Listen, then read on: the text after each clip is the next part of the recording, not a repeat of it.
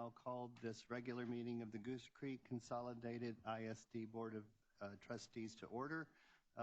Mr. Sampson, was this meeting properly posted? Yes. And do we have a quorum? Yes, we do, it looks like. Right. Currently, we have 5 present and 2 absent. Dr. O'Brien? Yes, this evening. My apologies. I'll turn it over to Dr. Conklin, who has our recognitions and acknowledgments this evening. All right, good evening, President Clem, school board members, and Dr. O'Brien. The opening exercises for January 10th, 2022 board meeting will be presented by students from Stewart Career Tech High School. We will begin this meeting with prayer led by Mr. Sampson. Please stand. Everyone bow their heads, please. Father, first thing we'd like to thank everyone who's here for this meeting. Next thing, Father, is the blessing that you give each one of us for being able to wake up this morning and be able to be where we are today. Father, let us thank the school board and students and faculty and teachers for the work they do each and every day. Bless us with your givings and your blessings each day. And I ask you this in your name. Amen.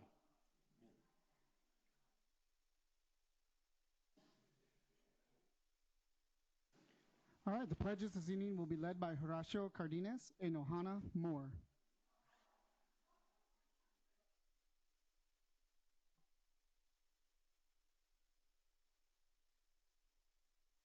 I pledge allegiance to the flag of the United States of America and to the republic for which it stands, one nation, under God, indivisible, with liberty and justice for all. On the Texas flag, I pledge allegiance to thee, Texas, one state, under God, one and indivisible. Okay, thank you. You may be seated. We are very excited this evening to have the following students present their academies. Please welcome Aaron Brummett, Advanced Automotive Collision Repair; Horacio Cardenas, Advanced Automotive Auto Tech; Tori Fisher and Ashlyn McMakin, Agricultural Science; Ohana Moore, Culinary Arts; Tristan Flores, Digital Communications; Saul Verdiao, Information Technology; Carlos Larzabadell, Manufacturing, Welding; and William Meyer, Manufacturing, Pipe Fitting. The students are under the direction of Stewart Career Tech High School Ambassador Coordinator Mr. Kelly Congdon, Counselor Ms. Deborah King, and Principal Dr. Cap Roeder. We have teachers or administrators from Stewart Career Tech here to join.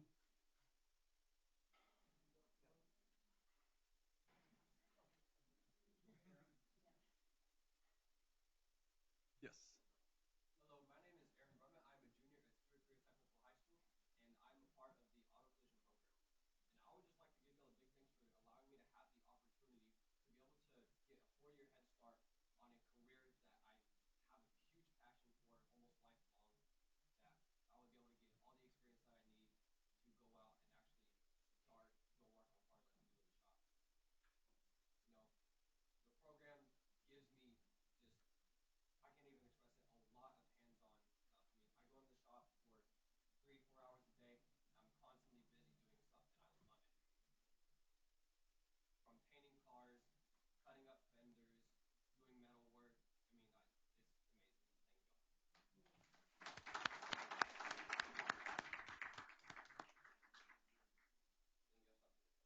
Thank you.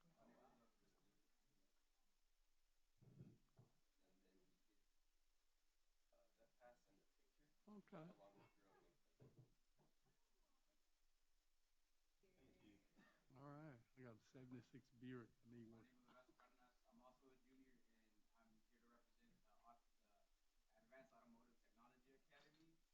And like Aaron said, I want to give y'all huge thanks for this. And towards the end of my freshman year, I didn't know what I wanted to do with my life. But now that I go to the school, I now have a huge passion, and I really love what we do on a daily basis there, and such as like fixing apart engines and all that. And now I found my passion on what I want to do with my life.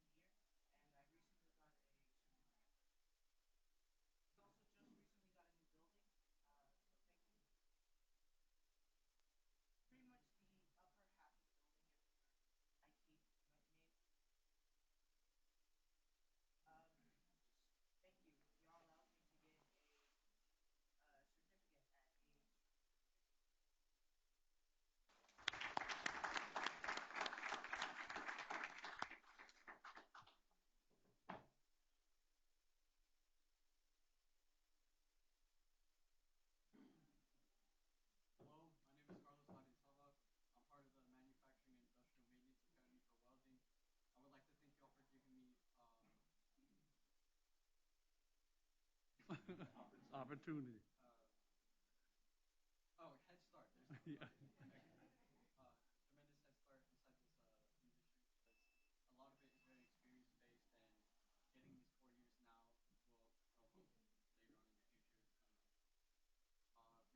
now will help me later on in the future. Recently, I just got my welding helper certificate just a couple weeks ago.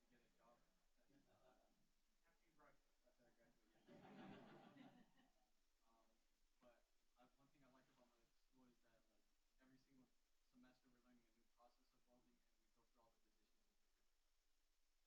After I graduate, yeah.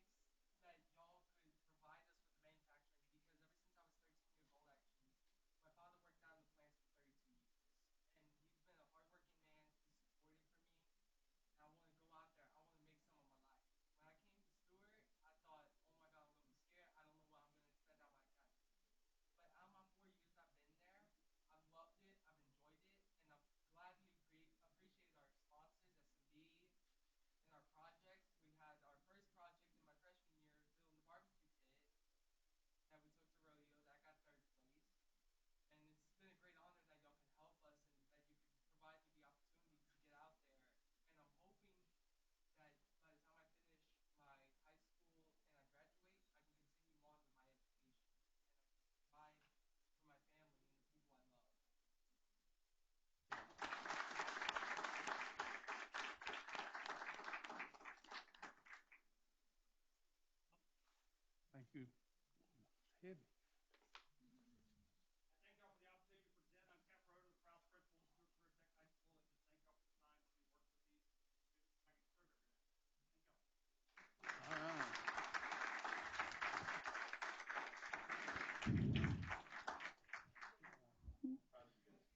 Thank you so much. We appreciate all of your work. Good job, guys. Good job. That thing is heavy. Oh, there's another gift. Dr. O'Brien, there's a gift from Stewart Career Center right there. Oh, in the front. Okay, with us tonight is Baytown Mayor Brandon Capetillo. He's here to present a proclamation in honor of the School Board Appreciation Month. It's in the front.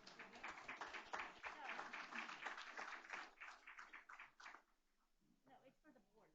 Mercedes, it's right in front of you. Well, good evening, Dr. O'Brien, board president, and school board members. Here I am once again. It is January, and that certainly means that it is a school board recognition month. And lots of things have occurred the past year and a half.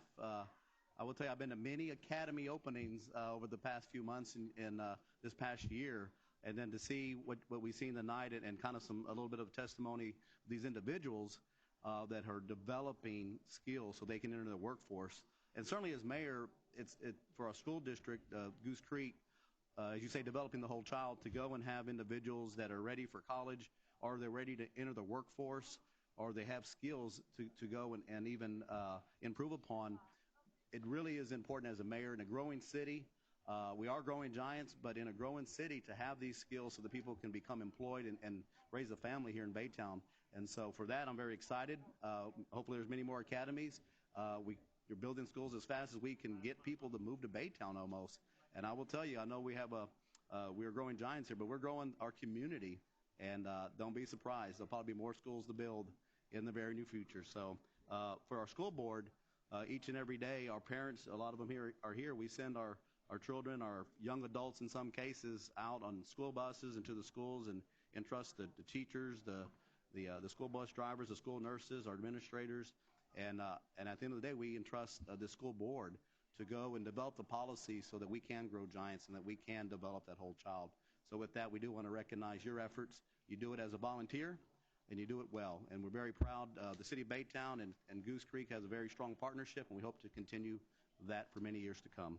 So with that, today we have a proclamation, School Board Recognition Month, whereas the mission of public schools is to meet the diverse educational needs to all children to engage, inspire, and empower them to become competent, productive contributors to a democratic society in an ever-changing world. Local school board members are committed to children and believe that all children can be successful learners and that the best education is tailored to the individual needs of the child. Local school board members work closely with parents, educational professionals, and other community members to create the educational vision what we want for our students. Local school board members are responsible for ensuring the structure that provides a solid foundation for our school system. Local school board members are strong advocates for public education and are responsible for communicating the needs of the school district to the public and to the public's expectations to the district.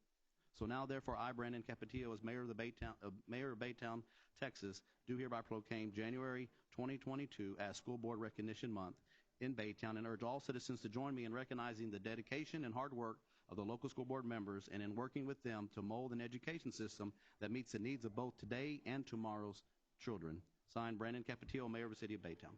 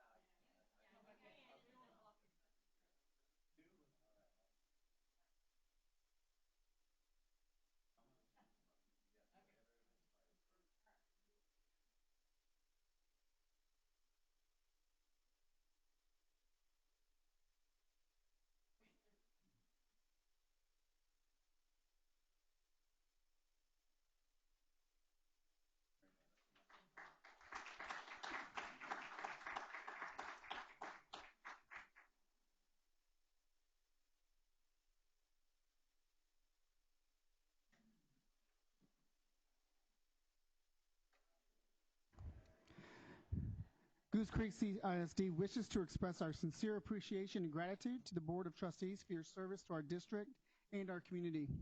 Each year in January, we focus on the important role that elected members of our Board of Trustees play throughout the year in our community and schools. As board members, you generously volunteer your time and effort to make critical decisions that affect our current and future students and staff. We sincerely thank you for your service to our schools and community. The theme this year for School Board Appreciation Month is Rising Above, which is exactly what Goose Creek CISD continues to do, even in the face of a nearly 2-year pandemic. Overcoming many obstacles, and with the leadership and direction from our 7 board members, we continue to provide a premier education to nearly 24,000 students who attend GCCISD schools. Our campuses have expressed their appreciation with the posters that you see hung in the boardroom this evening. Let's take a moment to give our schools and students a round of applause for their heartfelt thoughts and appreciation shown on these posters.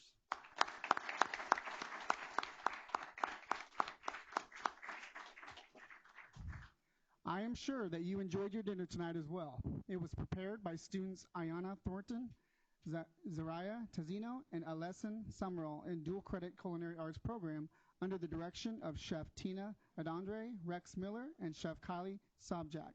Let's give them a round of applause.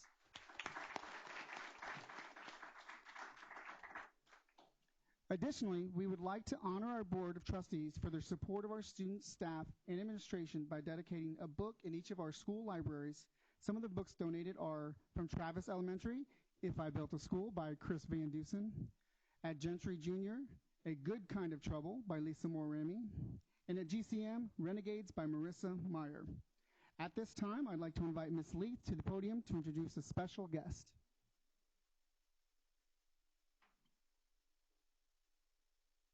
All right, good evening. I'd like to introduce 2 very special individuals tonight. One is Ms. Arlen Perez. She's the librarian at Alamo Elementary.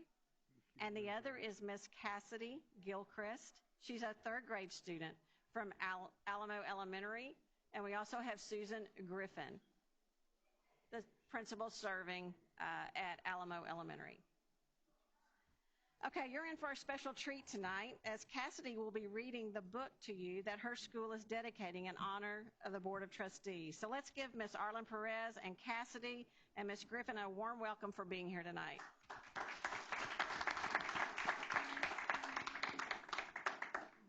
All right, Arlen, I'm going to turn it over to you. Good evening, board members. I am honored to present to you the book that Alamo Elementary has selected for you guys for all the great work that you have been doing and continue to do for our district. The book that we have selected today is called We Are All Wonders. A little bit about the title. Wonder is the story of a 10-year-old boy named Augustus Pullman who has a facial anomaly.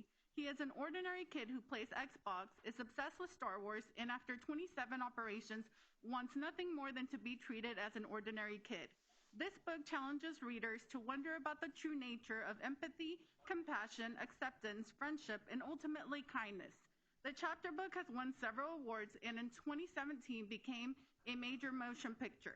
The same year, We're All Wonders was published to tell the same story to our youngest readers. Today we have third grader Cassidy Gilchrist, student at Alamo Elementary, reading We Are All Wonders. We're all wonders.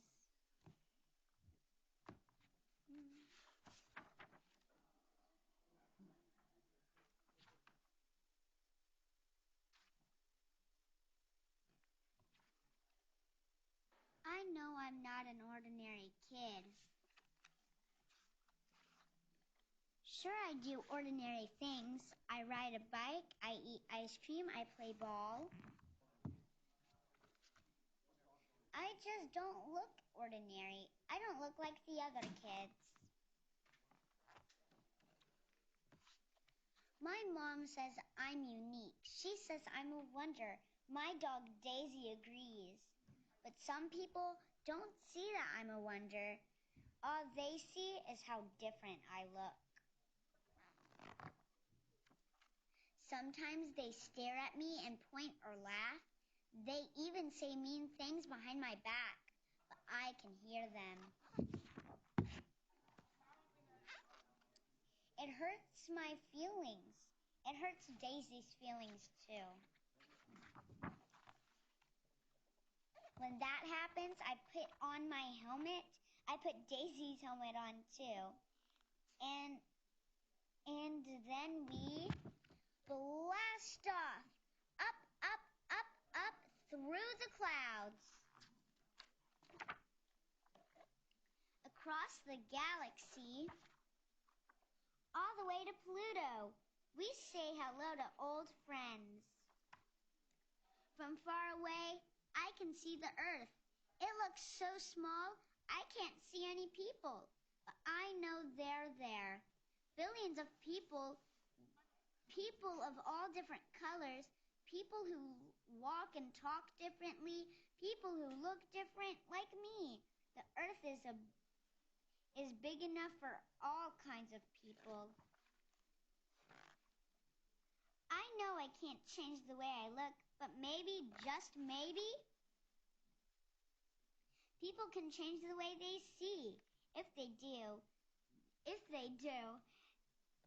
they'll see that I'm a wonder.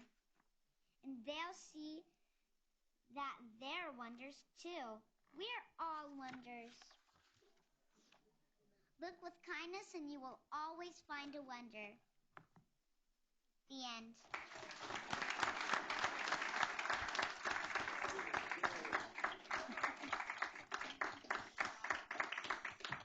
Cassidy, you did a wonderful job. Thank you so much for being here tonight. And I also want to recognize her grandmother who's here tonight, Miss Donna Gilchrist. And Arlen, if you could show the Board of Trustees, you can just hold it up. A label is placed inside the front cover of each book that is being dedicated in your honor. Your names are listed on the label in recognition of the time that you give serving the students, the staff, and the community of Goose Creek. Thank you. Thanks, Arlen.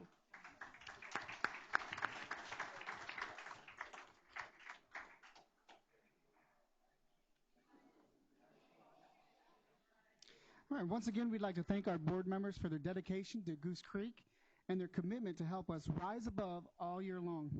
Let's give one more round of applause for our awesome board.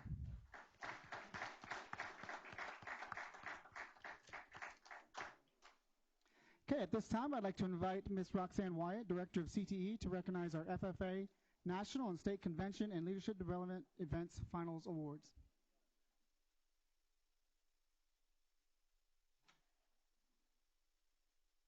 Good evening. Thank you, Board, for having us tonight. Tonight, I have the opportunity and the honor to recognize students and teachers for achieving superior honors in their respective CTE programs. Tonight, specifically, we're talking about our FFA chapters in Goose Creek. This is both national and state recognitions. We have a few students who were unable to attend tonight, but I still feel it's very important to recognize their names as well as their sponsors. Receiving an American FFA degree at the national level is Lainey Lawley. Teacher sponsor is Cammie Johnston.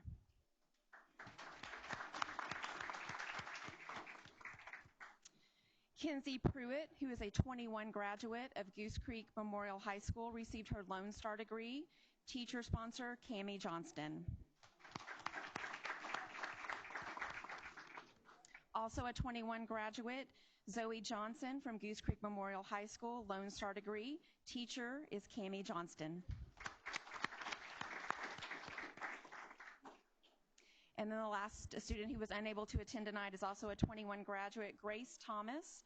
She is from Ross Sterling High School, Lone Star degree, and the teacher sponsors were Dustin Hunter and Rebecca Banks.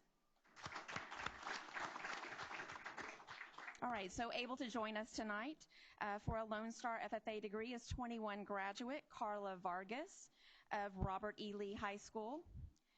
Teacher sponsors, Patricia Alvarez, if you'll join us.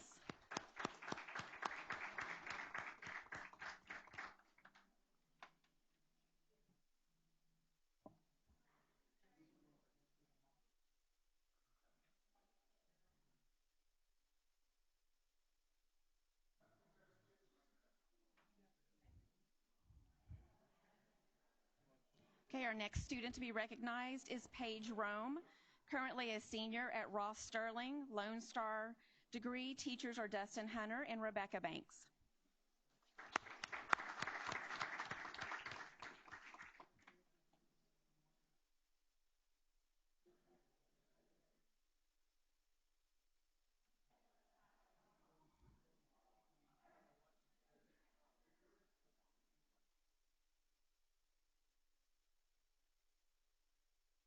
The next student is Grayson Bider, also a senior with Ross Sterling High School, Lone Star FFA degree.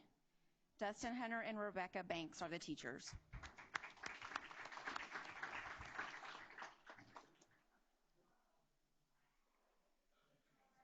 And our FFA students also participate in many projects through the years. Also practice in leadership development events as well. We have the opportunity to honor a young lady, Hannah Griffiths. She is currently a freshman with us at Goose Creek Memorial High School. She represented Goose Creek at the state level FFA LDEs. The teacher is Austin Nauman.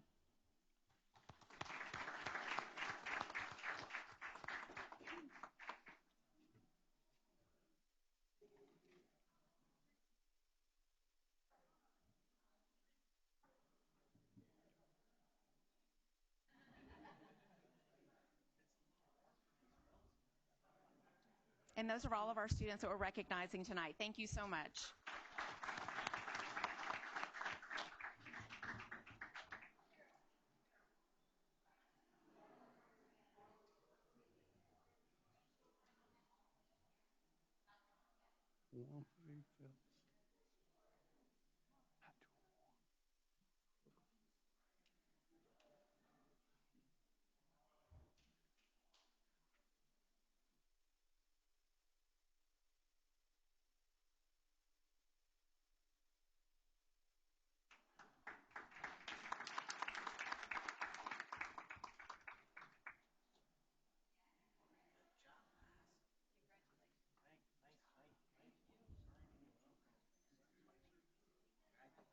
Okay, now Christy Leith, Director of Advanced Academics and Special Projects, will recognize our Advanced Placement Scholars.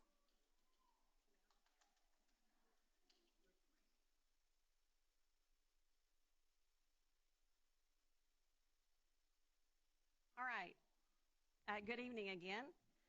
Based on the 2021 Advanced Placement Exam Administration, 78 Goose Creek CISD students were named AP Scholars. Earning the designation of AP Scholar is a huge accomplishment. Let's give all 78 of these students a big round of applause.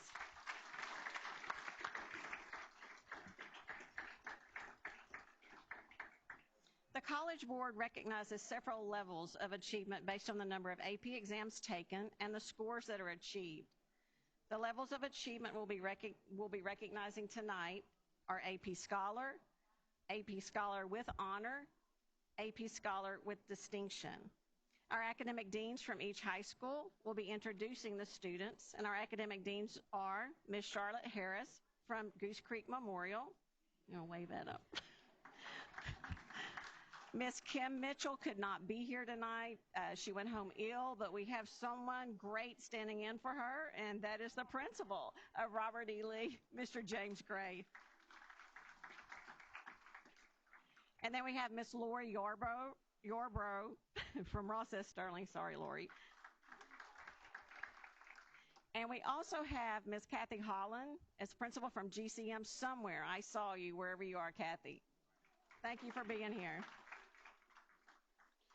I'd also like to recognize someone that's up here at the front of the line with the blonde hair. She's not a student, but her name is Brandy Onken. She's the coordinator of Advanced Academics and Special Projects. She does a tremendous job supporting the AP exam process on campuses and helping the college and career readiness counselors implement that process. So thank you, Brandy. Okay, we'll only be recognizing the students who are able to be with us tonight, or the parents who might be stepping in to accept the award on behalf of their student.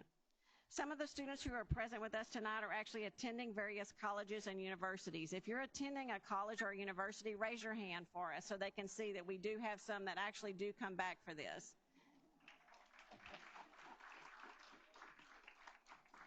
And that's why we schedule it at this time of year, so it gives them a chance to come back during the break. All right. Students, when your name is called, you're going to come forward, get your picture taken, and then remain at the front, right up here for a group picture. Parents or guardians, as well as family members, we're going to ask that you stand when your student's name is called. We'll begin by announcing the level of achievement termed AP Scholar. During the 2021 school year, 58 students throughout the district qualified for the AP Scholar Award by completing 3 or more AP exams with scores of 3 or higher. And we'll begin with GCM.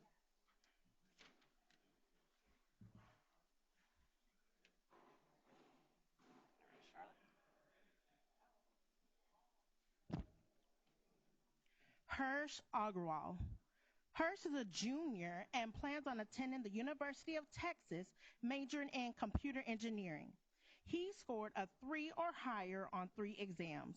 Hirsch is the son of Anju and Girish Agrawal. Gabriel Brock. Gabriel is a senior and plans on attending Rice University, majoring in political science. He scored a 3 or higher on 4 exams. Gabriel is the son of Leslie Taylor. Catherine Cash. Catherine is attending the University of Texas at Arlington, majoring in music education.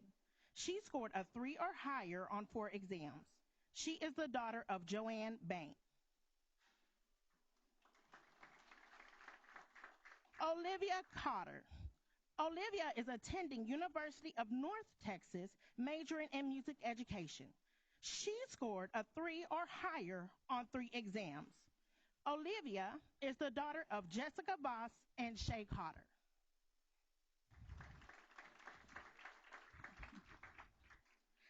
Daniel Lee. Daniel is a senior and plans on attending University of Texas at Austin, majoring in computer science. He scored a 3 or higher on 3 exams. Daniel is the son of Ki Rong Lu and Nawa Lee. Anushka Ranjan. Anushka is a senior and plans on attending University of Texas, majoring in biology. She scored a 3 or higher on 7 exams. Anushka is the daughter of Bishwajit Ranjan and Mathur Kamal.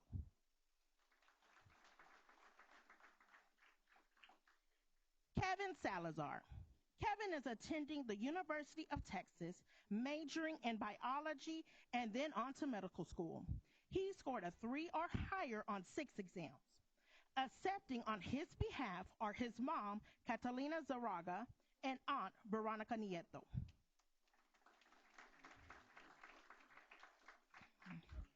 Amber Worley. Amber is a senior and is undecided on where she will attend college, but has been accepted to Texas A&M and UT Austin and plans on majoring in pre-med biology to be a pathologist. She scored a 3 or higher on 5 exams. Amber is the daughter of Tanya Scotton Worley and Aaron Worley. Let's give our GCM AP scholars who could be with us tonight another big round of applause. We'll take a group picture.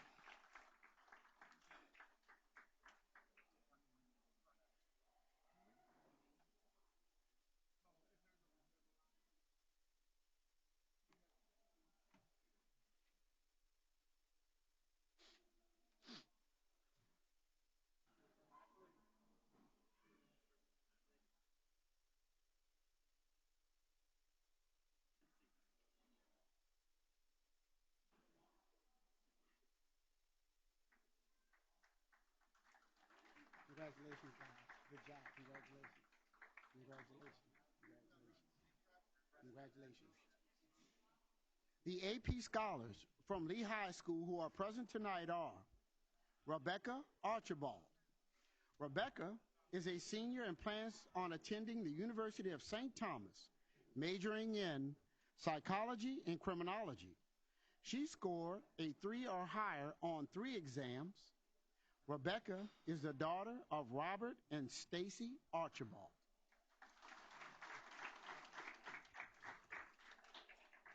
Next, Lindsay Fox. Lindsay is a senior and plans on attending Dartmouth College, majoring in pre-med and biochemistry. She scored a 3 or higher on 5 exams. Lindsay is the daughter of Lonnie and Kim Fox.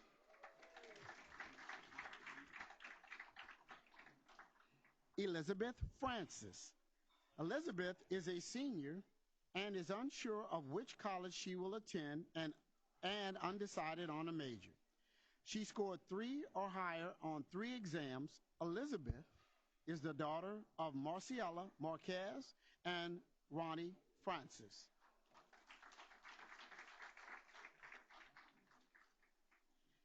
Hennessy Garcia. Hennessy is a senior and plans on attending the University of Houston, majoring in biochemistry. She scored a 3 or higher on 4 exams. Hennessy is the daughter of Gerardo and Ana Garcia.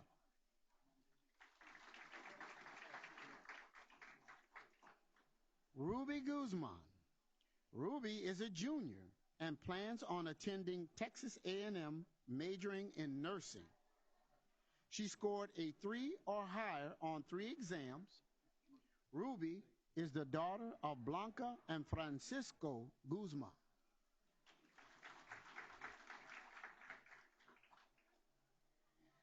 Evan Kerr. Evan is currently attending Vanderbilt University, majoring in philosophy and English, double major. Evan scored 3 or higher on 7 exams. Evan is the proud son of Randall and Patricia Kerr.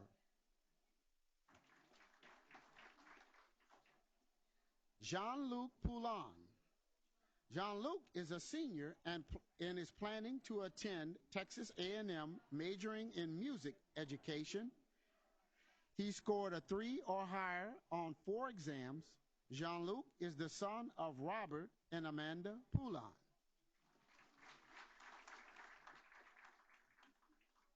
Isaac Trejo.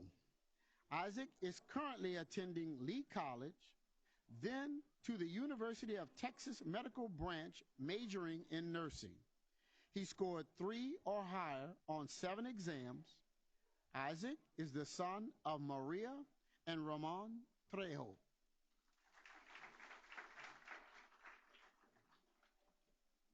Jose Trujillo. Jose is a senior and plans on attending Texas A&M, majoring in aerospace engineering. He scored 3 or higher on 3 exams. Jose is the son of Jose and Guillermo Trujillo.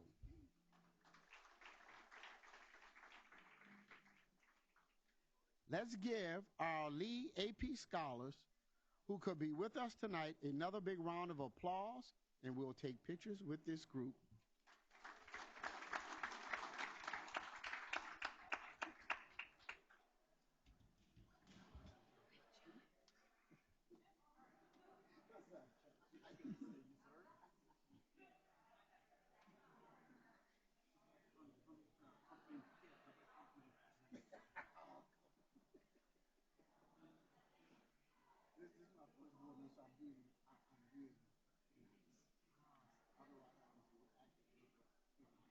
And announcing it as if I was announcing something really, spectacular. All right, folks, I got to make some noise.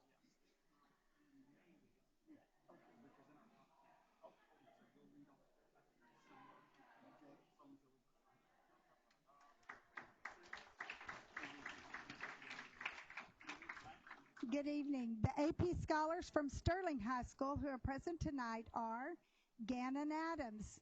Gannon is a senior, plans on attending University of Texas, majoring in nursing. He scored a 3 or higher on 3 exams. Gannon is the son of Aoda Adams. Riley Benoit. Riley is a senior and plans to attend either University of Texas or Baylor University, majoring in political science. He scored a 3 or higher on 3 exams. Riley is the son of Brad and Kelly Benoit.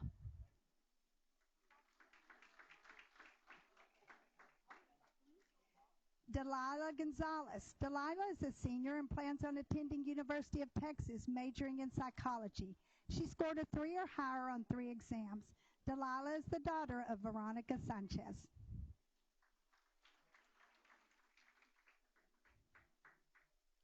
Yadira Hermosillo. Yadira is attending University of Houston with a major in biology pharmacy.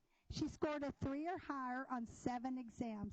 Yadira is the daughter of Angelica Hermosillo. Jaden Curry. Jaden is a senior and plans on attending Texas A&M, majoring in engineering. He scored a 3 or higher on 3 exams. Jaden is the son of Joe and Lacey Curry. Kinsey Laird. Kinsey is a senior and is undecided on what college, but plans on majoring in biology. She scored a 3 or higher on 5 exams. Kinsey is the daughter of Amy Laird and Keith Laird.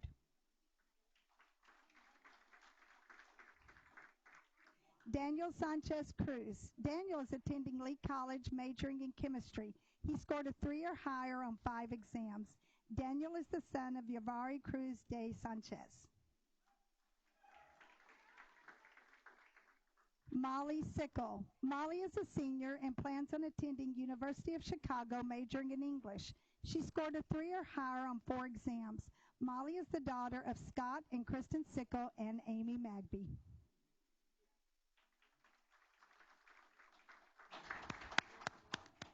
Gabrielle Valagomesa. Gabriel is a senior and plans on attending University of Texas, majoring in mathematics. He scored a 3 or higher on 3 exams. Gabriel is the son of Joel and Christy Valagomesa.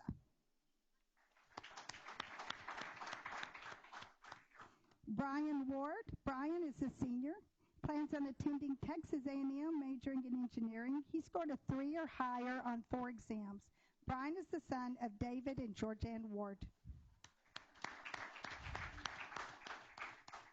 Hannah Wood. Hannah is a senior and plans on attending Texas State University, majoring in physical therapy. She scored a 3 or higher on 3 exams. Hannah is the daughter of Brad and Dawn Wood.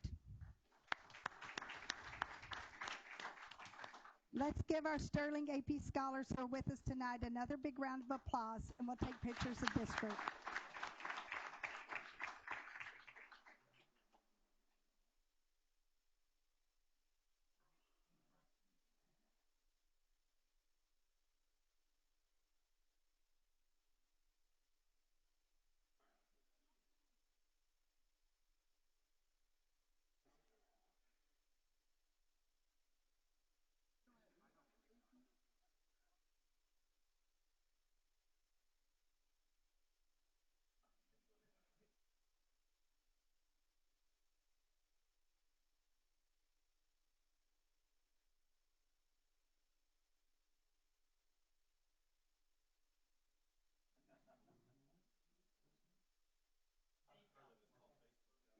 All right.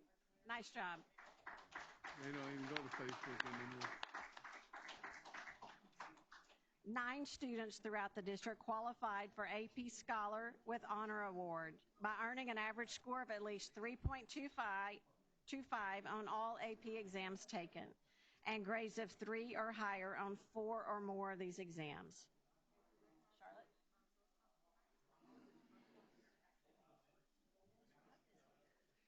AP scholars for Lee High School who are present with us tonight: Fabiola Gonzalez.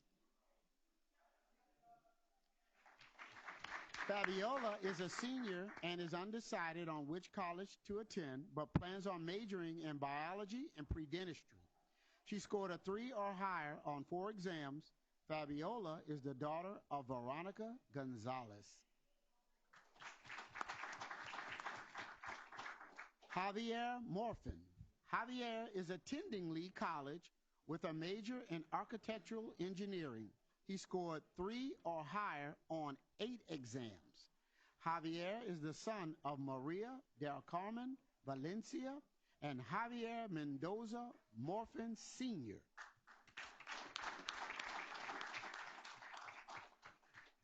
Pilar Tamez. Pilar is a junior and is undecided on what college to attend, but plans on majoring in interior design. She scored a 3 or higher on 4 exams, and Pilar is the daughter of Minavera Tamez.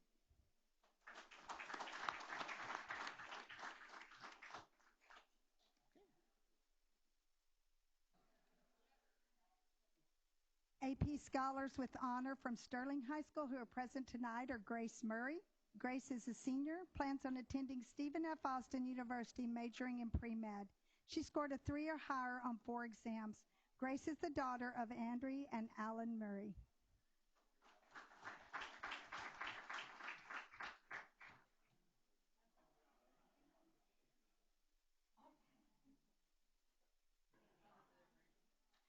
Let's give our AP scholars with honor from Goose Creek Memorial, Lee and Sterling, who are present tonight, another big round of applause. Congratulations. Okay, 11 students throughout the district qualified for AP Scholar with Distinction Award by earning an average score of at least 3.5 on all AP exams taken and scores of 3 or higher on 5 or more of those exams. Once your name is called, please come to the front and get your picture taken. Charlotte? The AP scholars with distinctions from Goose Creek Memorial who are present tonight are Ethan Goodman. Ethan is a senior and plans on attending University of Texas, majoring in English. He scored a 3 or higher on 8 exams. Ethan is the son of Tim and Wendy Goodman.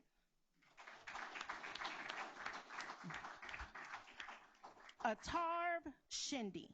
Atarv is a senior and plans on attending University of Texas, majoring in biology. He scored a 3 or higher on 9 exams. Atarv is the son of Divya and Divija Shindy.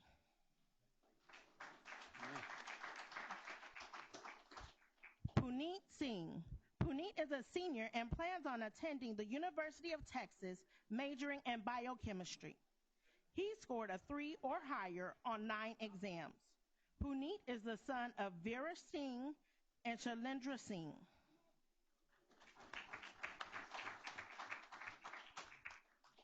Brandon Rupp. Brandon is attending Stanford University, majoring in political science and history. He scored a 3 or higher on 10 exams. Accepting on Brandon's behalf are his parents, Christopher and Laura Rupp.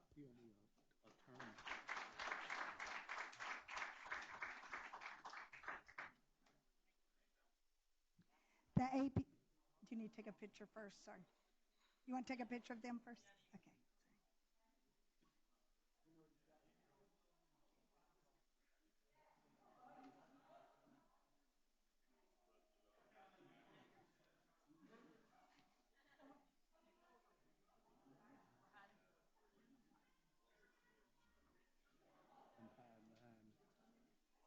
Shirt in the blue.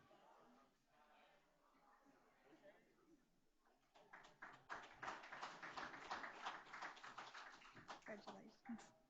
The AP Scholars with Distinction from Sterling High School who are present tonight are Megan Ondap. Megan is a senior, plans on attending Stanford University, major in biomedical engineering. She scored a 3 or higher on 6 exams. Megan is the daughter of Michael and Maricel Ondap.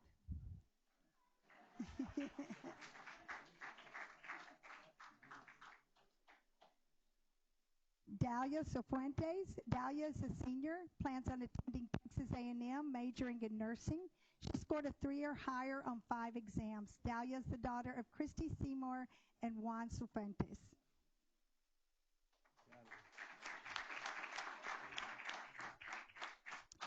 Crystal Smith. Crystal is a senior and plans on attending Texas A&M, majoring in international business economics. She scored a 3 or higher on 6 exams. Crystal is the daughter of Tom and Shane Smith.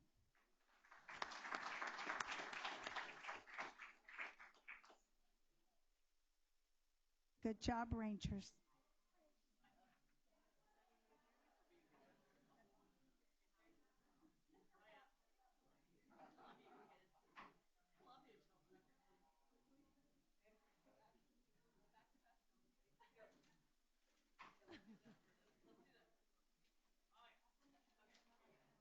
Congratulations, girls. Okay, if you're a family member, one more time, if you're still here, one of these students, please stand. I think a lot of them are outside. Let's give them a big round of applause.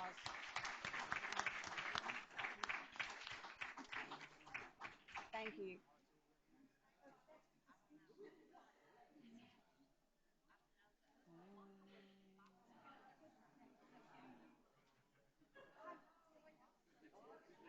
What do we have now?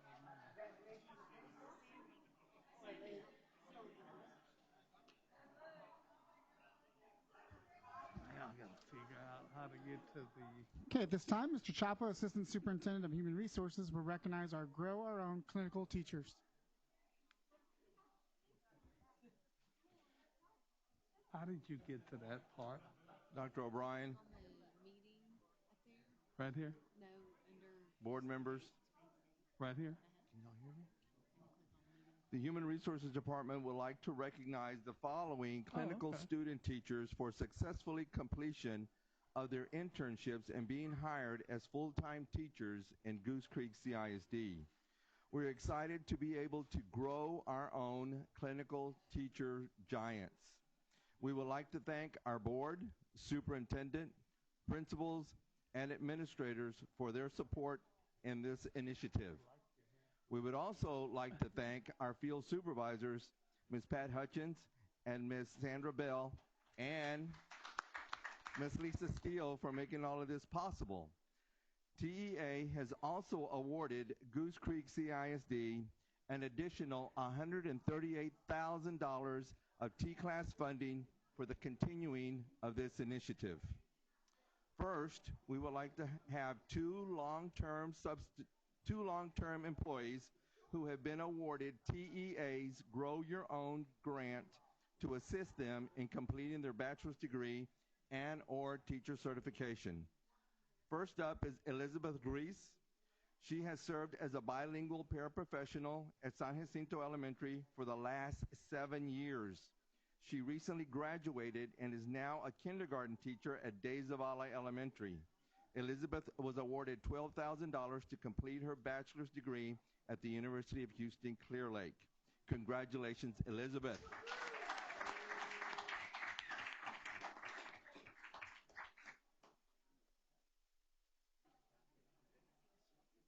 Next up is Aracelma Rios. She has served as a daily substitute in the district for the last 2 years. She is now a bilingual teacher at Banuelos Elementary. Armacela was awarded $5,000 to complete her teaching certification with the Texas Teachers of Tomorrow. Congratulations, Armacela. The following are our fall 2021 Grow Your Own clinical teachers who have been offered full-time teaching positions in the district for the spring semester. First is Donna DePaul, who is a social studies teacher at Baytown Junior. She graduated from Texas A&M with a 7 through 12 history certification and a master's degree in curriculum and instruction.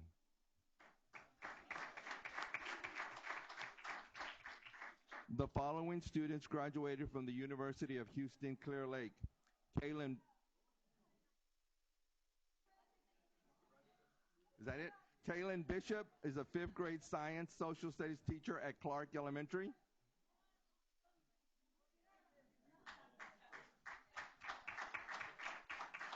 Next is Megan Smith, who is a special education teacher at Crockett.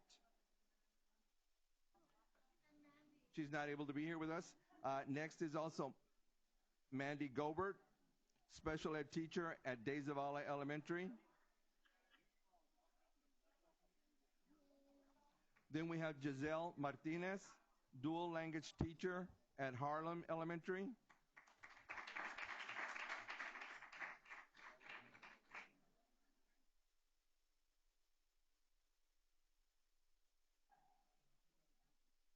Next, we have Madeline Mason, 1st grade teacher at Hopper.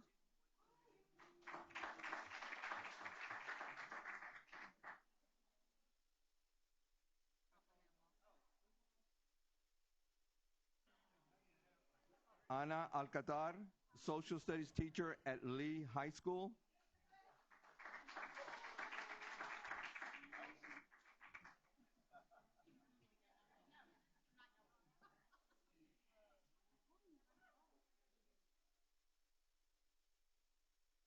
Next is Samantha Trejo, math teacher at Lee High School.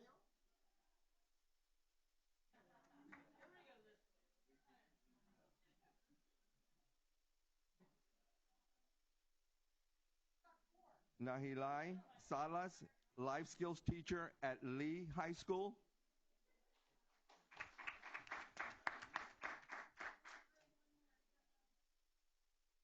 Brittany McDaniels, math at Goose Creek Memorial. Okay. And the following students graduated from Stephen F. Austin and will be recommended into the following positions. Olga Augusti, 4th grade ELL teacher at De Zavala, and Brianna Woodward, ELA and at-risk student support at E.F. Green Junior High.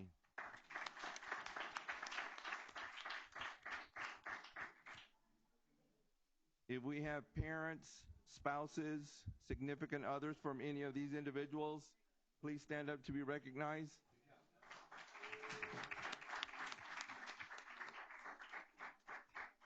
Thank you. Don't fall. Now the ball head guy, he's the lead. But who is he? Oh, that's the new one. Yeah, I was gonna say never know him.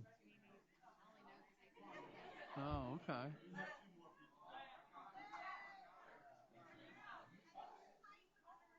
I would have never known.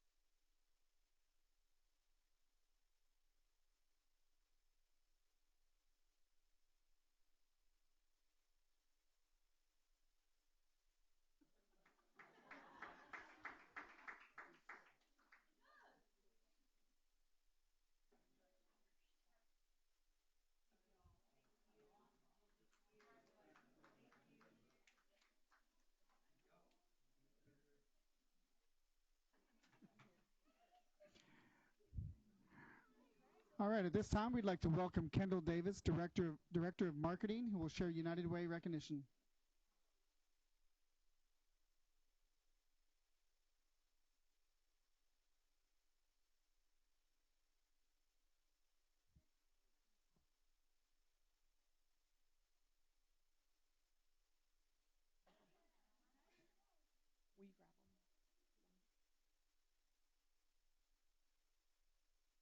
Good evening, Board of Trustees, Dr. O'Brien, President Clem.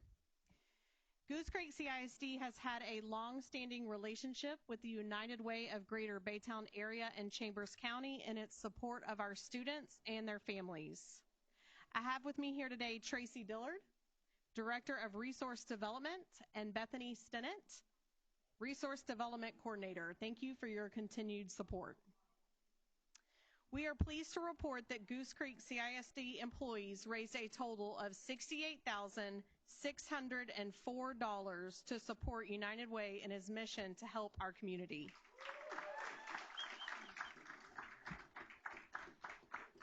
This is the largest total raised in Goose Creek CISD history, and a total of 1,260 employees donated. Our first set of recognitions is the highest employee participation at a campus. Awarded with the third highest employee participation is Harlem Elementary at 71%. The principal is Betty Baca, and the United Way campaign coordinator is Michael Garza.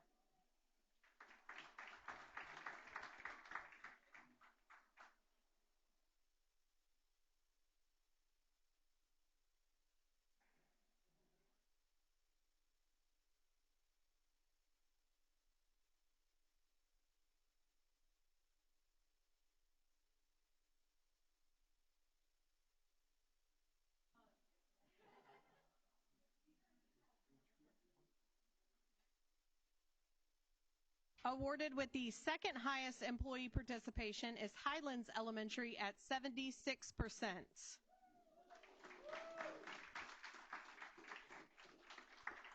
The principal at Highlands Elementary is Blanca Capetillo, and the United Way campaign coordinator is Renee Stripling.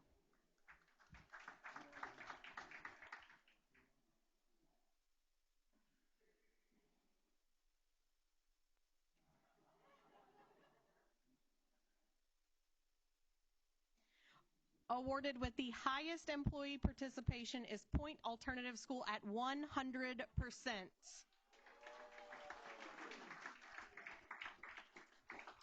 The principal of Point is Dr. Tricia Times, and the United Way campaign coordinator is Jeanette West.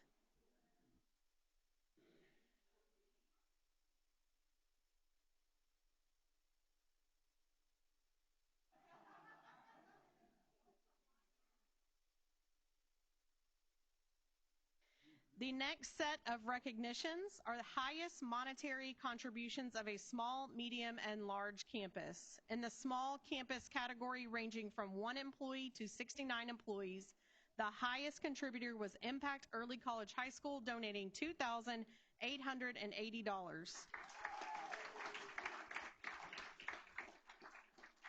The principal and the United Way campaign coordinator at Impact is Laura Reyes.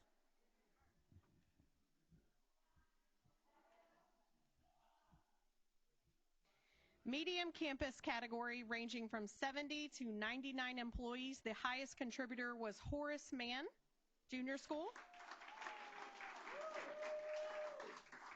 donating $3,395. The principal is Daniel Blanson, and the United Way campaign coordinator is Jacqueline Booker.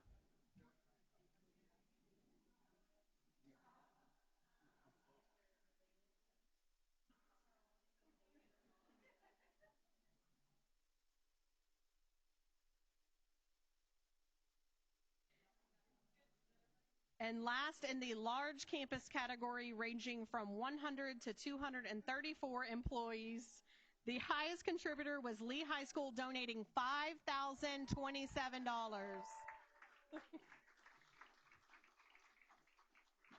The very fun principal is James Gray, and the United Way coordinator is Connie Guerrero.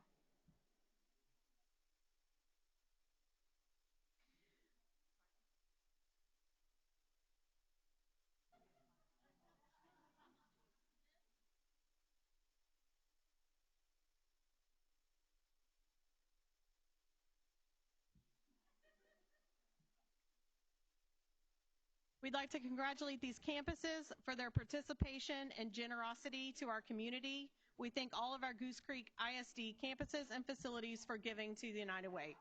Join us in a last round of applause.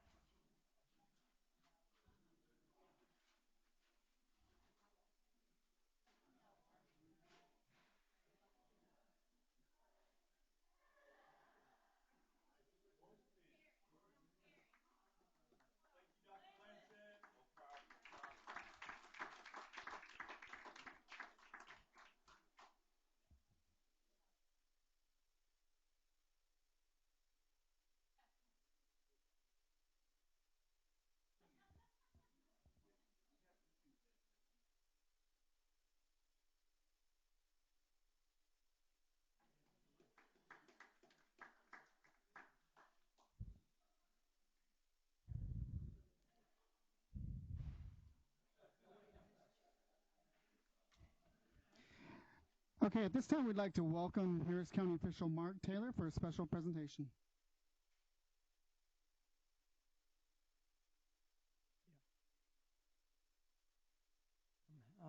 Hello, board. I'd like to thank you all for participating in my water tower project.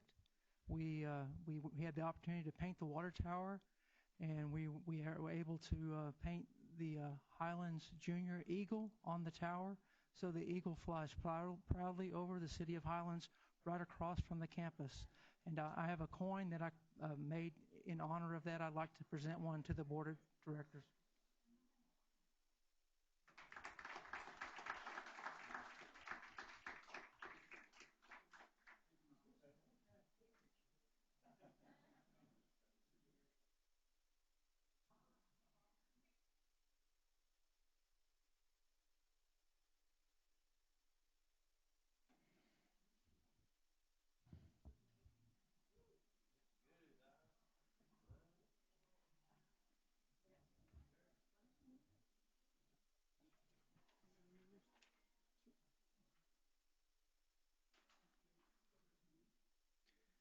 Okay, at this time, Dr. Price is going to recognize Law Enforcement Appreciation Day.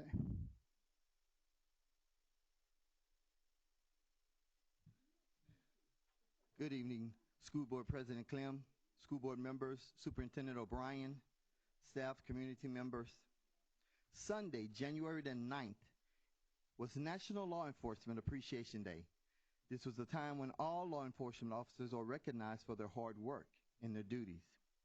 We would like to take this time to show our officers in Goose Creek CISD our appreciation and acknowledgement. Goose Creek CISD proudly salutes the men and women of Goose Creek CISD Police Department. Aside from providing security and safety to the students and staff, they also show support for the community as a whole. Chief David Smith and his team of officers serve as a beacon of light in the Goose Creek CISD community. From supporting breast breast cancer awareness to recognizing Baytown citizens for following proper driving guidelines. We need that. And much more. Goose Creek CISD police officers are an integral part of the success of our district, and we thank them for all that they do and all that they have done and continue to do for us.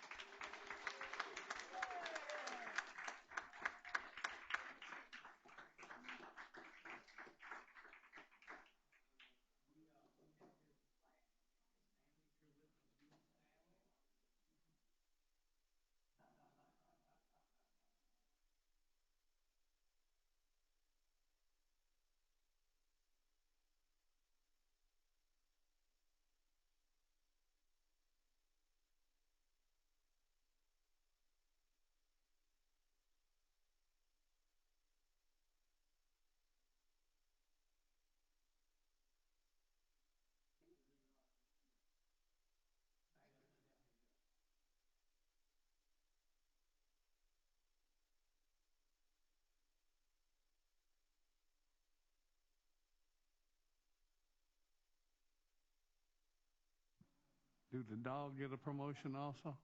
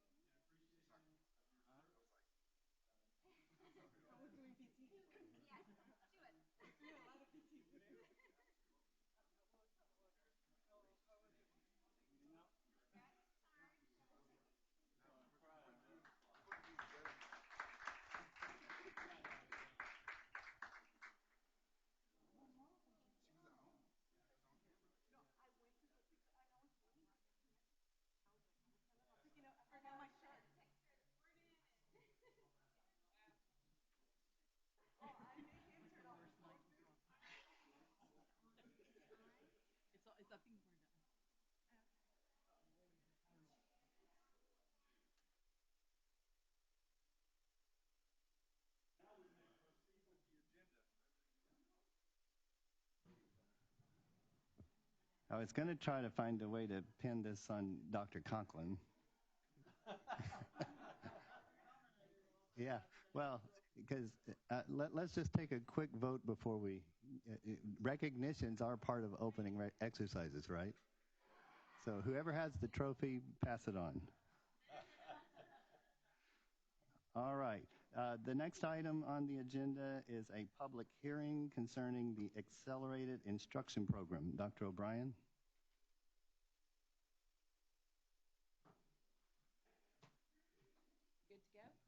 You are good to go. Please proceed. Would you introduce yourself? And I don't know if your program's up on the screen.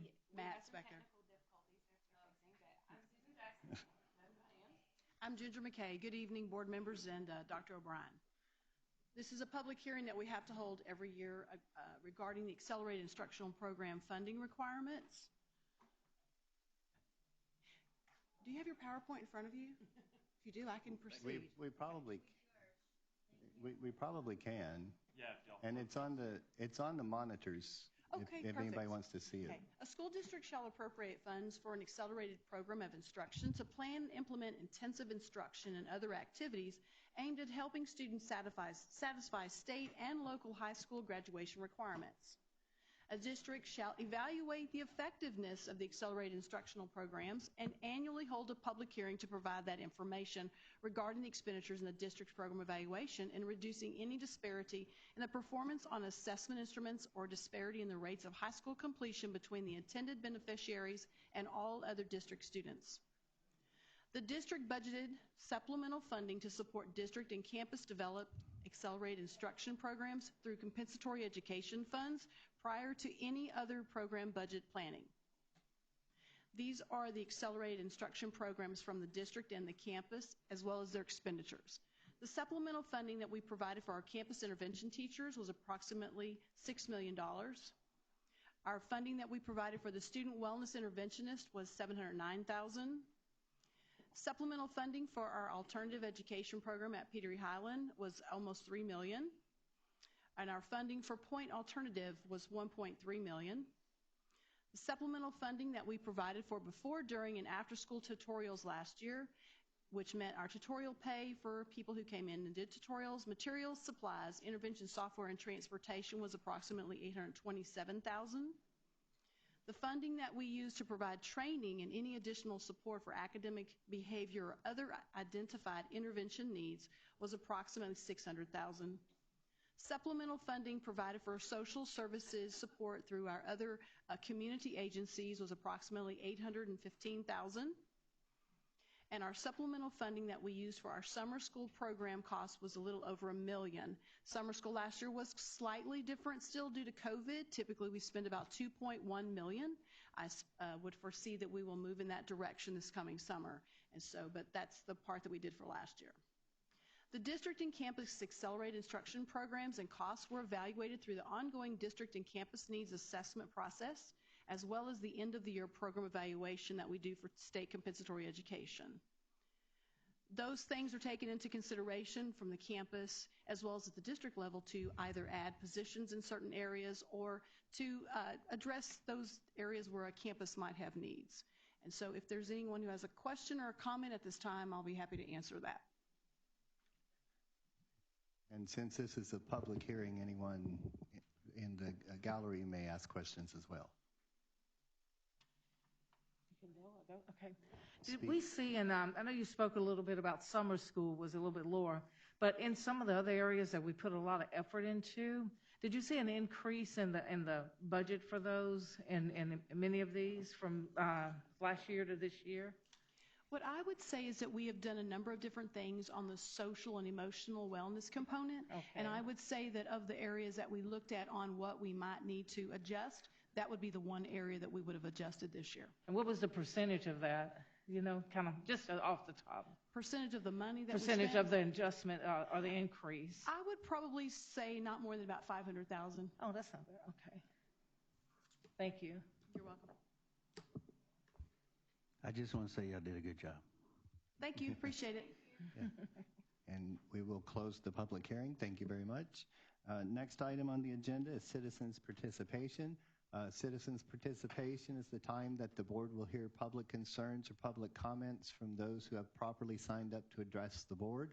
At regular board meetings, the board shall permit public comment regardless of whether the topic is an item on the agenda posted with notice of the meeting, and general public comment is limited to no more than 30 minutes. Each speaker is reminded that he or she is limited in his or her presentation to a maximum of 3 minutes, and that he or she should respect confidentiality concerns and refrain from attacking the personal character of any individual student, staff member, or board member in addressing concerns or comments. Pursuant to state law and board policy BE legal, the board cannot consider or take action on concerns at this meeting unless they pertain to an item on the posted agenda for this meeting. Any deliberation or decision on an item that is not posted for consideration at this meeting shall be limited to a proposal to place the subject on the agenda of a future meeting. Tonight we have one speaker, and that's Ms. Carrie Ricker. Mr. Sampson will time you and tell you when you have 1 minute to go. Okay. Is it on?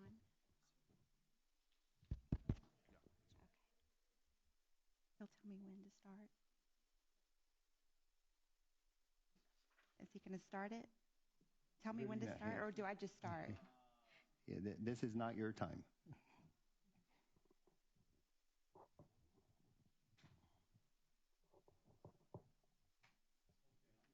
All right. The floor is yours. Okay. I just wanted to praise the superintendent and the board members for continuing to keep masks optional in our school district.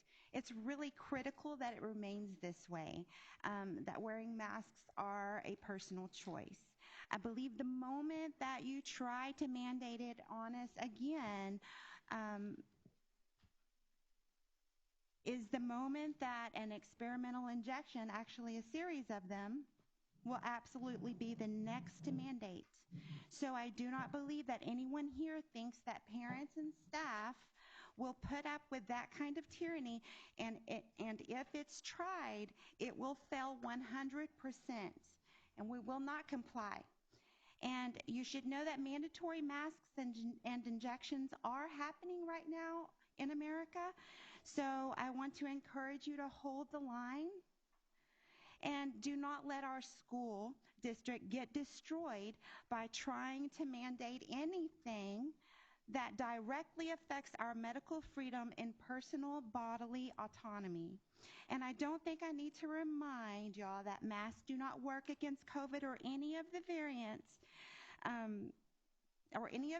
and that masks are harmful, because you all should have a copy of the 18-page stack of 92 cited sources I gave you last summer. And it was full with medical and allied science journals and publishers. And so just to end, a shopping cart used as a device for carrying sand is the same way masks work, so they simply don't work. Keep them optional. Thank you. Thank you, Mrs. Riggert. We'll move now to approval of minutes, and I believe we'll consider them separately because of attendance at those meetings. So let's consider the December 6, 2021 regular board meeting first. I'll move for approval. Second. I have a motion from Mrs. Woods and a second from Mrs. Barat-Timms that we approve the December 6th regular board meeting minutes. Any discussion? All in favor, please raise your hand. Mr. Renteria, you should abstain.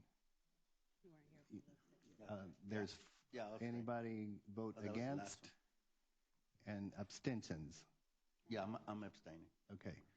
So, no, not that time. So, may I count you as an abstention? No. You weren't present.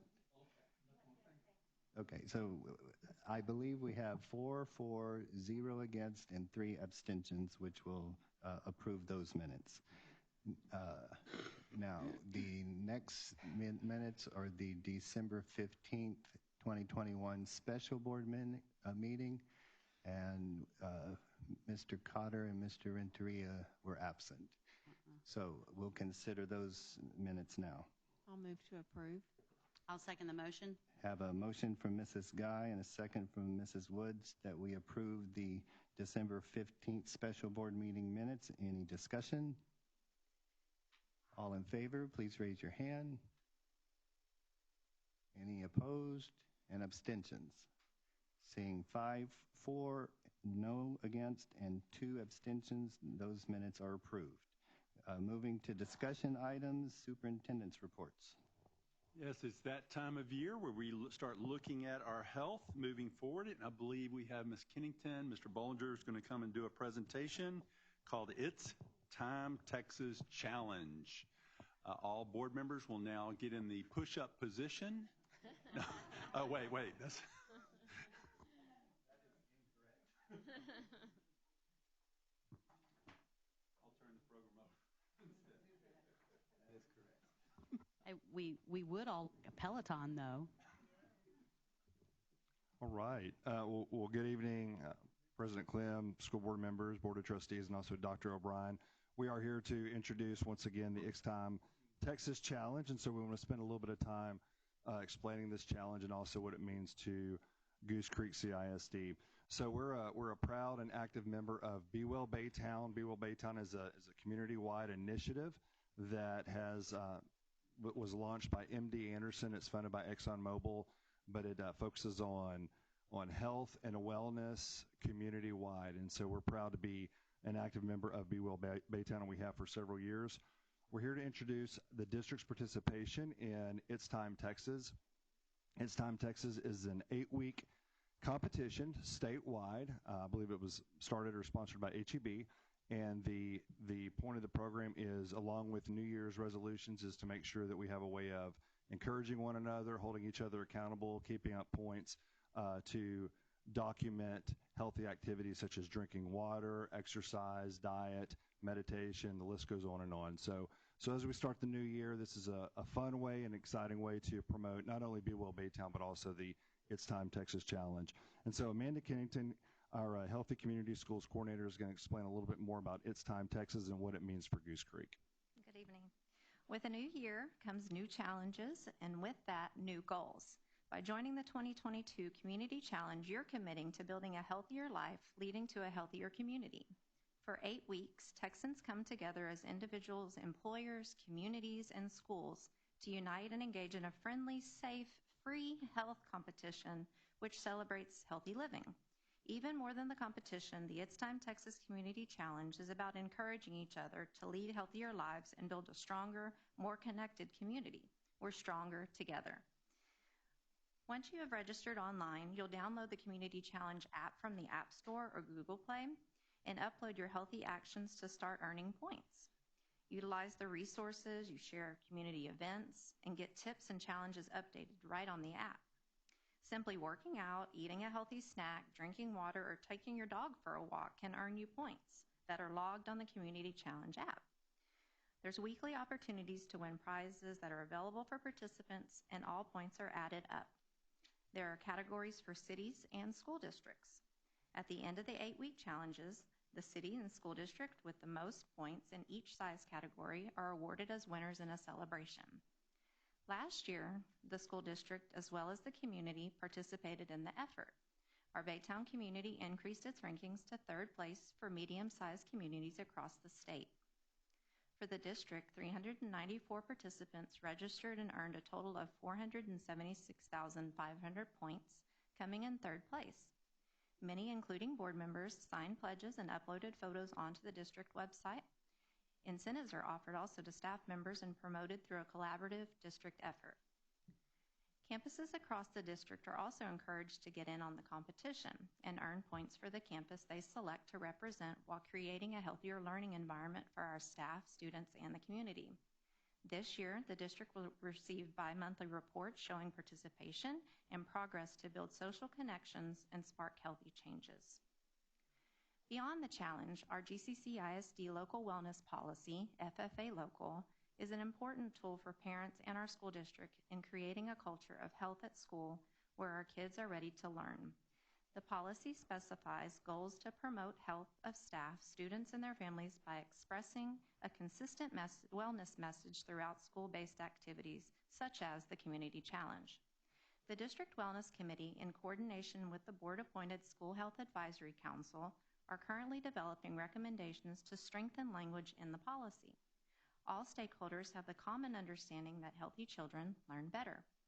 We recognize that schools cannot do this alone. It takes a community to tailor policy, process, and practice to improve health and learning. That is why GCCISD uses the CDC's Coordinated School Health Framework to meet the needs of the whole child, to ensure that each child is safe, engaged, supported, challenged, and healthy. Tonight, we're asking our school board members to declare their support to help make our community a model for others to follow by signing the School Leader Pledge and encouraging other members of our district to join the 2022 challenge. If you're willing, please sign your It's Time Texas Community Challenge School Leader Pledge. And after signing your pledge, please bring your pledge with you for a group photo in front of the district backdrop. Yes. And you have Be Well Baytown insulated water bottles. And if you have a bottle of water, 500 points. you can, Yes, you can bring a bottle of 500 water points. also. All board members are eligible because they contributed to the new tracks at all the junior highs. And they've contributed to the playgrounds at all the elementary campuses. So I believe that you are eligible if you'll just simply pledge to live healthy. You have contributed towards the healthy environment for our school district, for our students. So.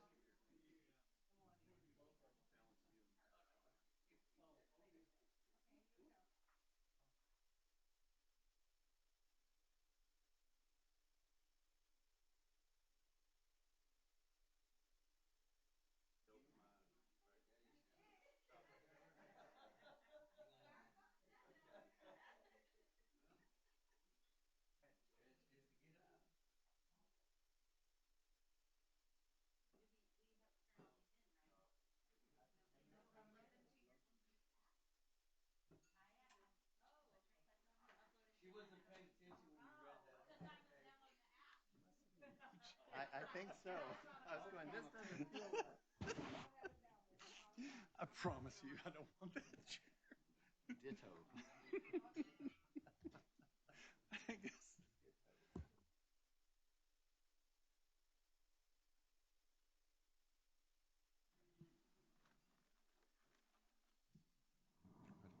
And I presume we are now ready to talk about the naming process. Ms. Kathy, our Director of Communications, and Mr. Bollinger. Oh, excuse me, Dr. Bollinger. There you go. Will be presenting our next superintendent's report. Okay, so we want to talk a little bit about starting the process for naming the Early Learning Academy in the central location. And so just as a reminder, this is the procedure that we typically follow as a school district when naming any facility. So step one is we begin the naming process by rolling out a timeline and also reviewing board policy. The second step is that we have a time window, a nomination window where individuals in the community can submit a name for consideration from the board. We also have an opportunity for community to provide input. Usually that's done through citizens' participation in a designated board meeting, so we'll talk about that here in a little bit. And then finally, the school board will eventually select a name for the facility. So we're recommending following that same process for the Early Learning Academy. Just as a reminder, this is what's currently in CW Local, which is the board policy for naming or renaming a facility. And so, first of all, the name of a living person shall not be considered according to board policy. Also, the nominee must have made a significant contribution to society or to the district or to the community.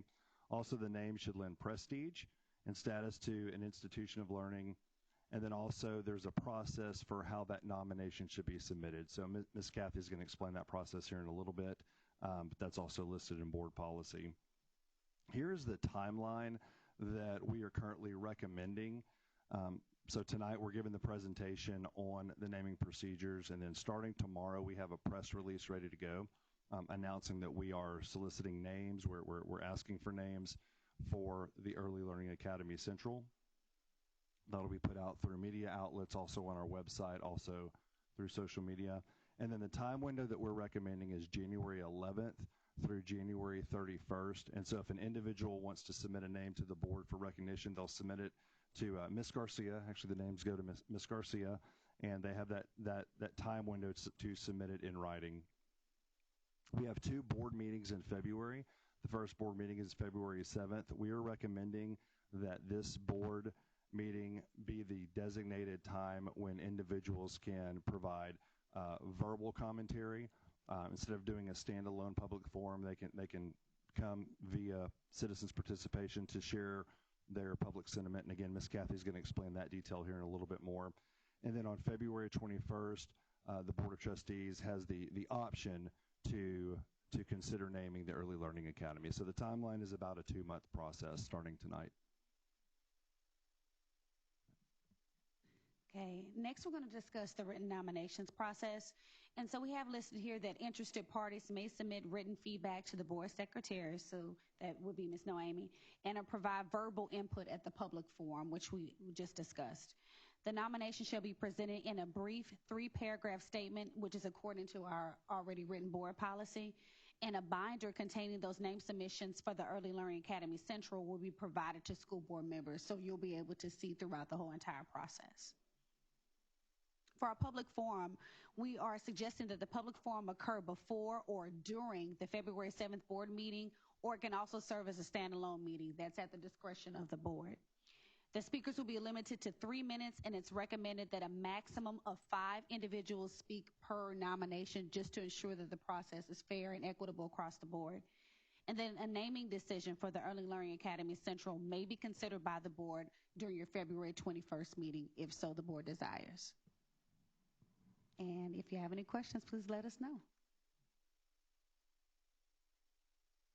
When we went through this process to name Pumphrey, we received the binder, and it had, I believe it was segregated by, everything in the front was folks who followed procedure, and then we had everyone else in the back.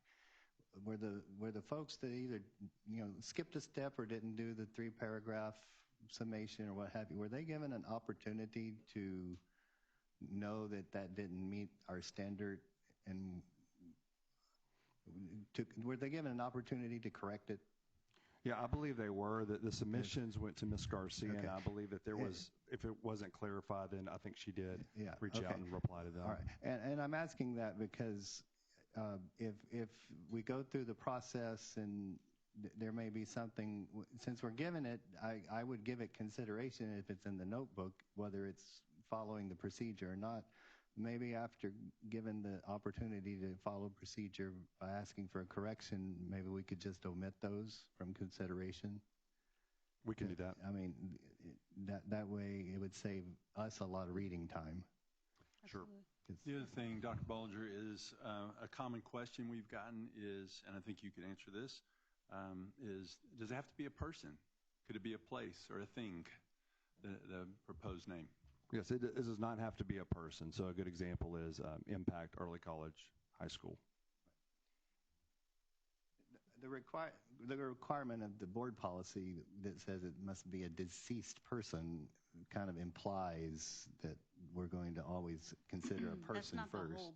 That's not the whole policy, though. Oh, I know, but I think that's where that comes from, because it's correct.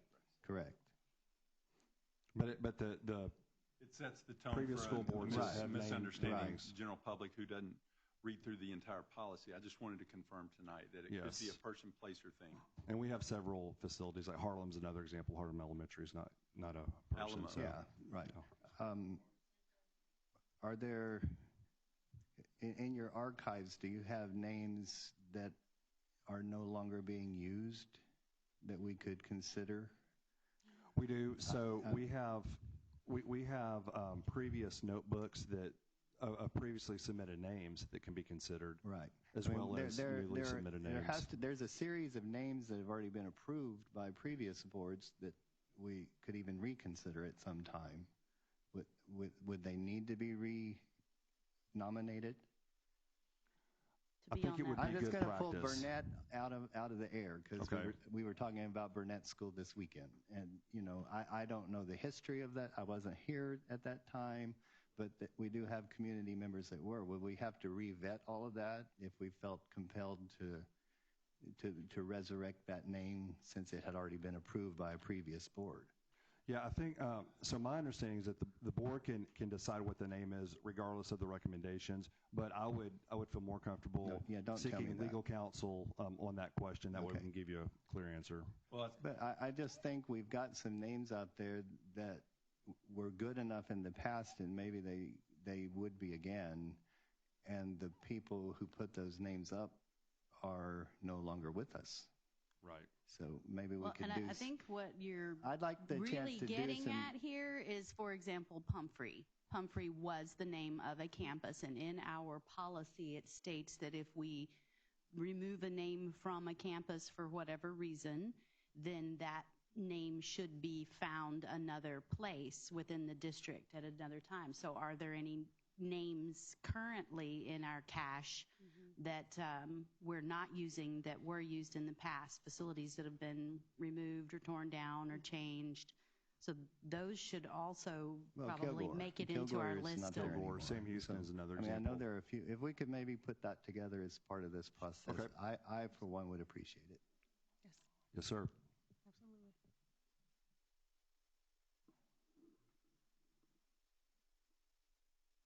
Absolutely. Okay, thank you. Can I ask a question? Yeah, sure. Just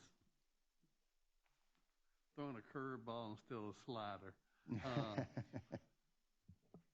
We have in our policy that everybody has to be dead in order to get nominated as a name for a facility.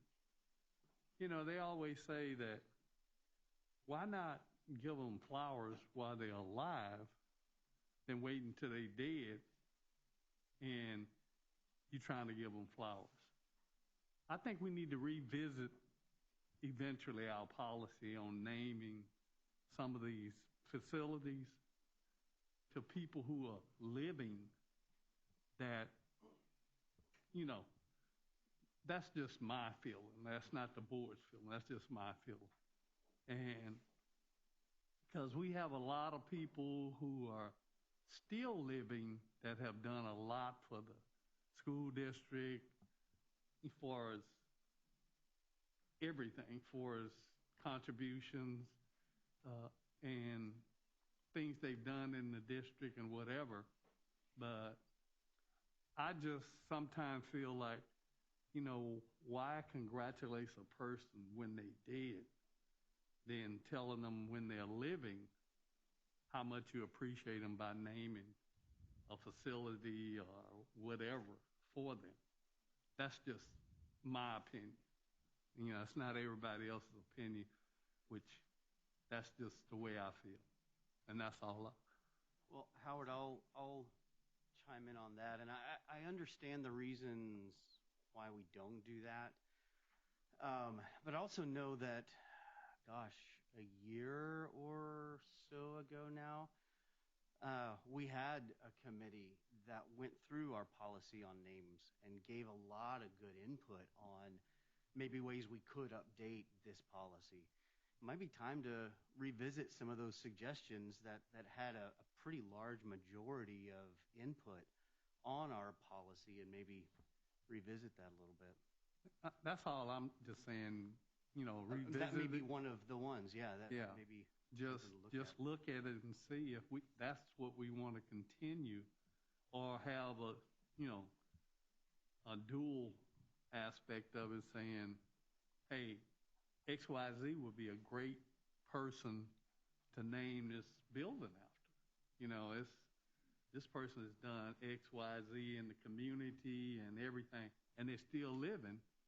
So why not let them live through the fact that they have something named after, and show the appreciation we have for them and everything. But that's, like I said, that's just my opinion. You know, I don't know if we'll ever do it, but that's just my opinion. I can tell you that we researched just through Region 4 and a few districts outside of Region 4 how many districts have that very item, have a policy that allows facility names and school names to be named after someone who's still alive. And I think in Region 4 it was 4 or 5 districts, and there were 2 or 3 near us, but we're outside of Region 4. So there are several districts that have that policy, and there's many that don't. So it's not unheard of. And so there's if you give us that charge, we can pull up the recommendations, Mr. Cotter, and from the facility naming committee, there were several recommendations made on that policy. If you want to review that, and also we can consider, I mean, whatever you guys, if that's something that we want to put on the table, that's a possibility for sure. Yeah. And like I said, it's just throwing it up there, and we have this committee or whatever, and throw it to them saying, hey, look, what about us naming somebody who's living? But I know it's in our policy about naming it after someone who's passed, or naming it after, you know, someone who's a name, a town, or whatever, you know. But that's just mine.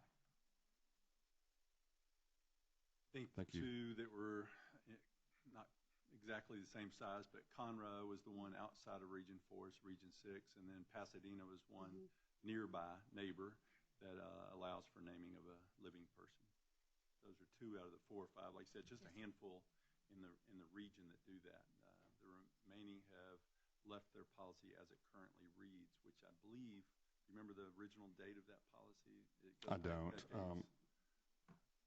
I have it right here. That might be the updated version, but no, I just screenshotted it, so I don't know the date offhand. The Maybe date for 2012. what? That the policy that was recommended by TASME many years ago. Oh, okay. I can tell you this policy has been in place a very long time, and Is that 2011? yes, but the update was almost like a grammatical update. So right. It's really a policy that's been in place, I think, since the 90s. And our current policy does say a person. It does not say place or thing. Our current policy is a district facility. Well, you just posted it a second ago, but it shall be named for a deceased person who has attained prominence locally and or nationally in the fields of education, science, art, statesmanship, political science, or military achievement, an early pioneer of the area encompassed by the district, the state of Texas, or an outstanding president of the United States.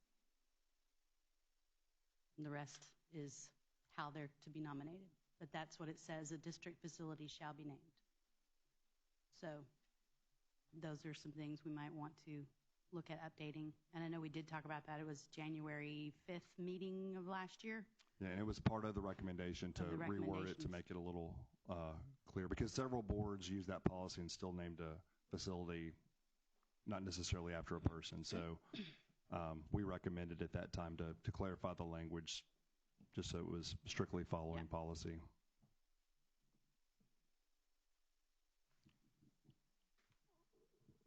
Other questions? All right, thank you all Okay, very much. Thank you. We certainly appreciate you. All right, moving to action items. Dr. O'Brien, if you'll present the consent agenda, please. Yes, sir. Administration brings before the board for consideration of consent agenda number 1, revising EIA local academic achievement grading progress reports to parents, and EIC local academic achievement class ranking. Number 2, 2022-2023 instructional calendar. Number 3, change order is submitted by and to amend the contract with Dramala Construction Company, LLC, to increase the contract amount of the Pumphrey Elementary School project for the addition of the Early Learning Academy North campus, and to take all necessary and related actions.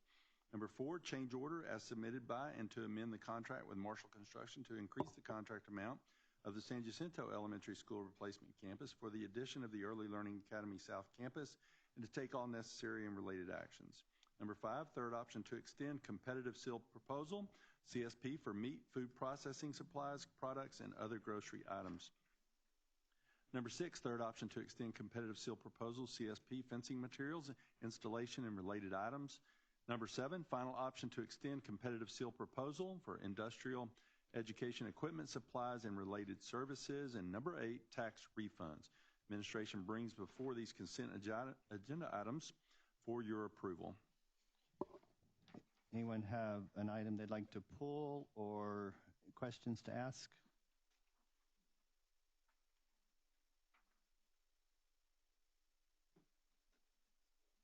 Hearing none, I would seek a motion concerning the consent agenda. I would make such a motion to accept all items as stated. Thank you. And I second the motion. Have a motion from Mr. Cotter and a second from Mrs. Barat-Timms to approve all consent agenda items. Any discussion? All in favor, please raise your hand. Seeing 7 for and 0 against, the motion passes.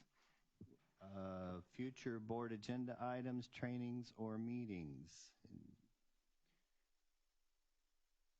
Don't everybody speak at once. Well, just a reminder. Hey, we're not through yet, ladies. Just kidding, Christy. Sorry, I couldn't resist. I'll teach y'all to sneak out on the front row. At least wait till we go back there.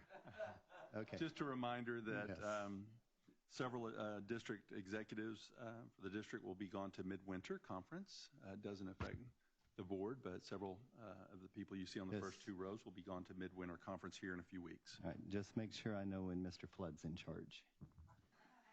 Okay. Do we have any info about winter governance, whether it's live or Memorex? Who's old enough to know what that means? Good.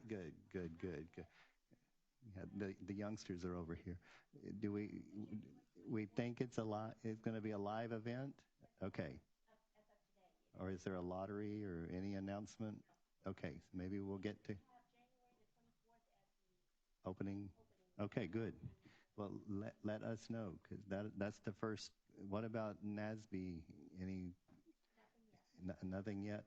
Okay. I hear there's a really cool zoo there.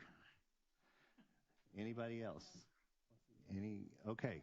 Then, with that said, the board will now recess into a closed session pursuant to the following sections of the Texas Open Meetings Act, Texas Government Code sections 551.071, 072, 073, 074, 075, 076, 082, 083, 084, and 087. No action will be taken while the board is in closed meeting, and the time is 8 p.m. It's 9:30 p.m. No decisions were made while the board was in closed session. We will move to agenda item E, consideration of personnel. Dr. O'Brien? Yes, sir. The administration brings before the board a request to consider and approve elections and accept resignations and retirements as presented. I'll move to approve. Have a motion from Mrs. Guy and a second from Mrs. Barat-Timms to approve elections, resignations, and retirements. Any discussion? All in favor, please raise your hand. Seeing 7 for and 0 against, the motion passes. And our one administrative election, administration brings before the board this evening is Kimberly Hillis as instructional specialist for science, grades K through 5.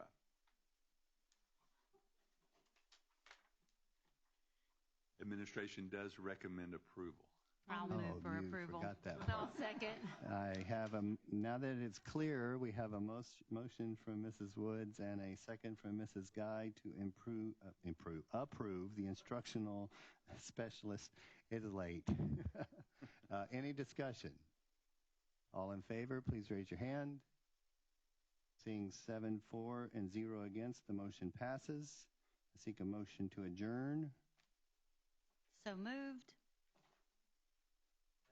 All in favor, say aye. 9:31 p.m. Good night, everybody. Nobody wanted to go home. Well, you know, you technically are allowed. I'm not going home, by the way. But you can't stay here. Where are you going? Probably right here, the wings. Good night. Where you at, kid?